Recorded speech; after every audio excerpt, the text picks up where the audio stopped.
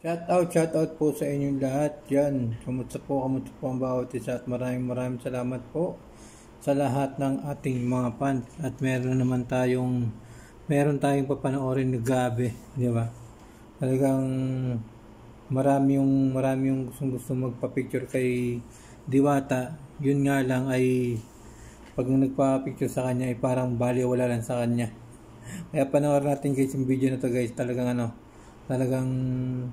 ang dami nagpapa-picture, ang daming gusto magpa-picture.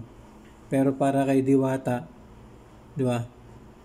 Para kay Diwata, ay iba na talaga yung makikita natin. Panoorin natin yung video na ito mga guys.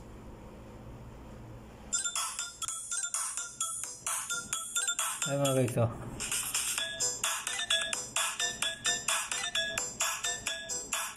May mga nagpa-picture, pero ano lang, parang hindi interesado si Diwata.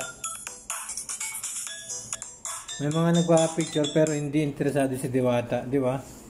Diba dapat kahit saglit dapat ay bibigyan niya rin ng pansin yung mga nagpa-picture sa kanya. Huwag siya masyadong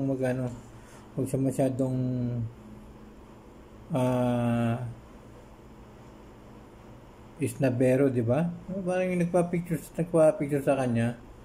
Diba, siya na nga yung nagpa-pinipicturean di ba? Siyempre idol nga siya. Pag tingnan nyo ulit mga guys, tingnan nyo ulit yung kanyang pagmumukha.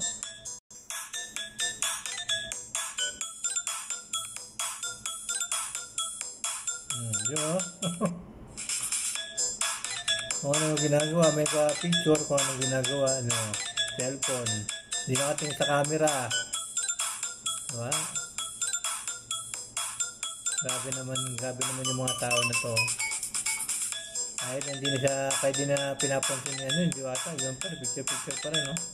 Yung naman. Tingnan niyo naman yung pagmumukha ng Diwata. Imbis na nakakatawa, parang parang nakapanggigil pa sa kanya, no?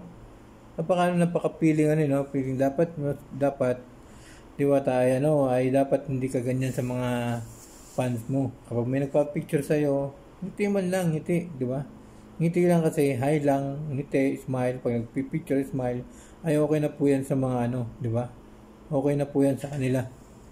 Kaya lamang po, maraming salamat po sa inyong lahat.